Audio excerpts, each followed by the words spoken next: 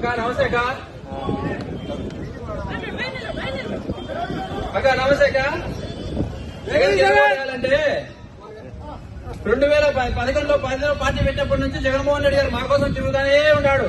మా ఈ సమస్యలు ఏముంటే మా కోసం వచ్చినాడు, విన్నాడు, మా సమస్యలు విన్నాడు, నేను ఉంటానని చెప్పినాడు. చెప్పిన మాట ప్రకారం జగన్మోహన్ రెడ్డి గారు మాకు అన్ని చెప్పిన ప్రతి ఒక్క హామీ నెరవేర్చినాడు.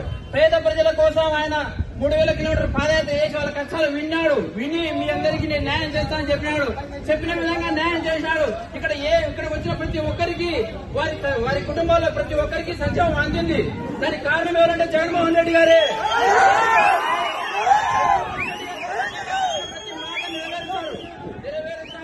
ఆయన మా కోసం ఉంటాడు కూడా, ఎప్పటికి కూడా ఆయన మాతో ఉంటాడు.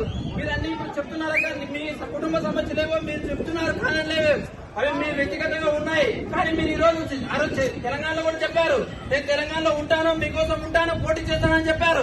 అక్కడ పోటీ చేయలేదు, మీరు వచ్చారు. మీ మీద మాకైతే రాజకీయంగా మిమ్మల్ని మేము అభిమానిస్తాం, అక్కడ లేదు. కానీ జగన్మోహన్ రెడ్డి గారు మా కోసం ఉన్నారు, ఆయన ఉన్నారు. మాతో